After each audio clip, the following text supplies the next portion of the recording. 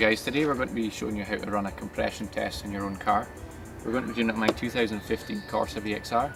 If you own one of these or have ever owned one, you'll no doubt have heard of the dreaded Piston 4 issue. Now from what I gather online, Piston 4 issue comes from the fuel injector for the fourth piston not getting quite enough fuel. So if an engine's not got enough fuel, it runs lean, and that means you're burning more air to fuel ratio. And from what I gather, it causes the piston and the cylinder itself to overheat, and you end up with melted piston rings. Now what we can do is we can run a compression test, and a compression test will tell us the overall condition of the piston rings, etc. What you do is you take a reading for each cylinder and then you compare them all together. Now you're looking for no more than a 10% discrepancy between all of them, so if you've got a reading of 170 for example, 160, 165 is okay. Anything less than that you may be looking at an issue. So what we're going to do is we're going to show you the compression testing kit, and then we'll show you all the tools you need for today. Right, so here's a wee look at the kit we bought, guys. It was about £25 from Amazon. Just to be clear, we're not sponsored by Sealy, but hopefully one day, boys. So this is what we get inside the kit. This is your pressure reading gauge. This is a bit of hose extension. For the Corsa we just need these straight bits here, and they just plug straight into the top of the cylinder. These are various different spark plug adapters, obviously for different cars with bigger or smaller spark plugs you may need one of these, but as I said, for the Corsa we're just going to use one of these bad boys. So here's a quick run through the tools you're going to need for your compression test. Obviously you're going to need your compression testing kit. We're needing a ratchet. Now we've got an extension here. We've got a couple of screwdrivers just in case there's a couple of clips you might need them for.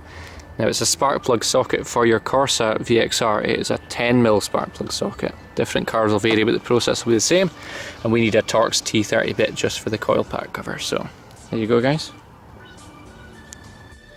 Right guys, so although you are working with the electricals of the car, do not isolate the battery because we need it to turn over the engine. So if you unplug that and you turn your key, you're not going to get any luck.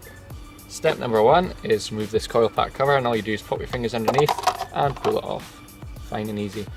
Now it's quite a strange setup this, because we have a whole unit coil pack rather than individuals. What that means is if for example number 3 goes, you can't just replace number 3, you're going to have to replace the entire coil pack at a cost of around £200. So some excellent planning from Vauxhall there. So our coil pack is just held on by 2 Torx T30 bolts here, so we're just going to undo them now.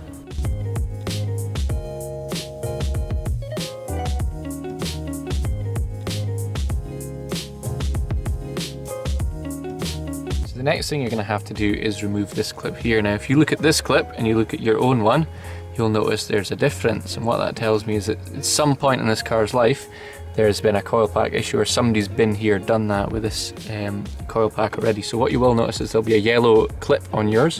What you're going to have to do is you're going to have to push down on this bit and slide it out, and that will allow this access to be removed. So what we're going to have to do is now is remove this coil pack. Try not to do it when your engine's too hot like ours, because it does get a really warm area of the engine. What we would say is don't put anything under and try and pry this off, because if you crack this Bakelite surface on the top you will cause a coil pack short. It's a little bit tricky to get out sometimes because there's these little rubber suctions that cause a seal on top, so just give it a wee pull. Right, next thing is we're just going to have to remove this clip here.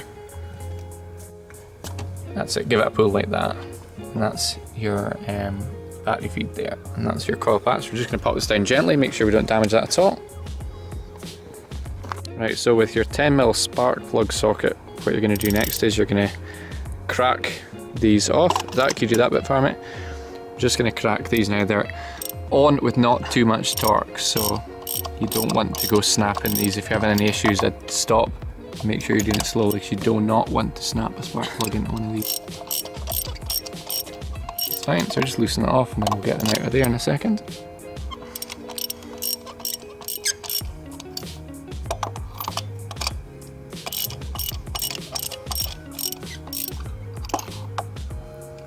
Right, so once you've done that, a long set of pliers will be able to pull these spark plugs out of here. They're in quite deep, and for whatever reason we forgot to bring pliers with us. So we've got a little haphazard garage tip. We're going to rip the finger off of a glove. We've wrapped it around our socket here, and what that lets us do is go in then because they're grippy now, we can get it on and pull it straight out. What a great idea. Now what we've done is we've lined these up with our coil pack here, so we can make sure that that's number 3, that's number 2, and we'll make sure and get 1 and 4 there as well. And if your engine's not running smoothly, you can have a wee look at the condition of your spark plug and see if that's causing any of the problems as well. So that's fine.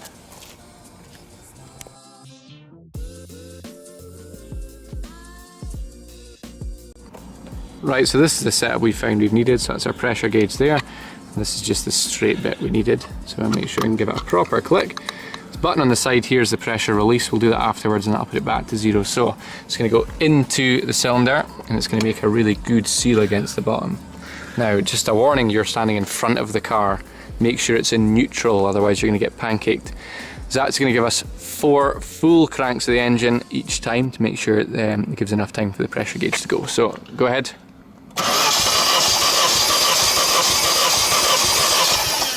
That's perfect. Right, I'll give this on a wee measure here, and that is just at 170. I'm going to take a note of that and we're going to do the other 4 here. Cylinder 2 gets a nice firm push again, and that's going to give us some more cranks to the engine now, thanks. It's alright, crack on.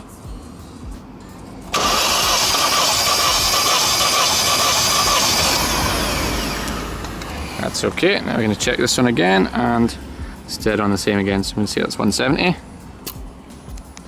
Right, cylinder 3, a firm push again, and the same number of cranks again. On you go.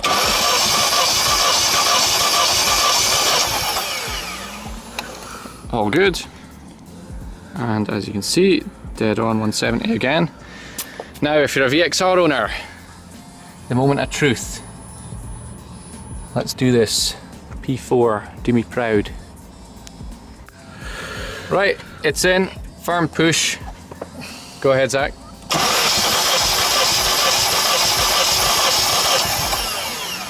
And let's have a looky. Right, and go. We're all good. Right, so as you can see, that one even looks slightly further. It looks like 175. I've clearly only got a forged P4 then. Right, you'll notice a strong smell of fuel because obviously you're turning the engine over loads and loads of times. Just ignore it, you're absolutely fine.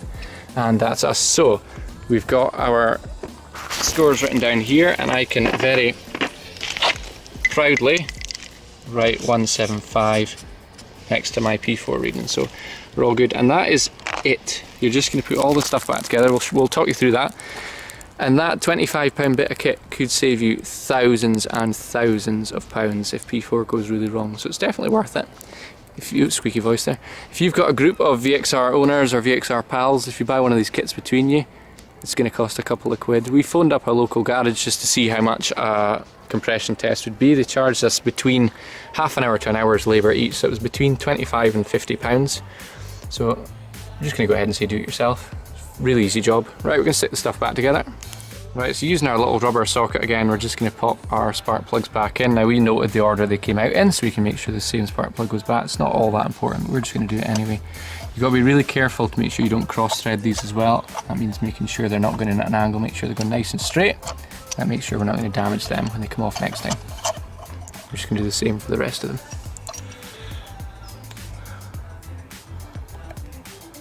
Okay.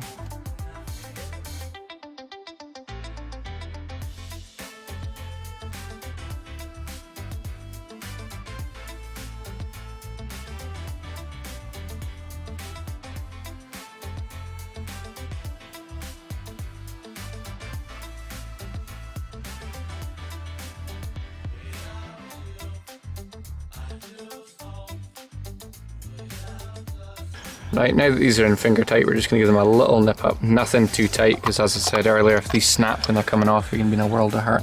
So just a little nip with a ratchet.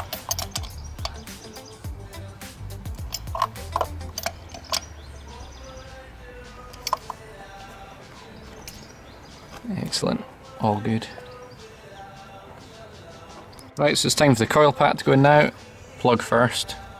Seems to be funny going in the other way around, so plug in first. Pop these in, and they've got little suction cups on them and they create a nice seal on top, so just make sure and press it down, make sure that creates a suction as is. excellent, all good. And then that is time for the retaining bolts there. So that's our T30 bolts. Just on top of there, does that remember? Ace.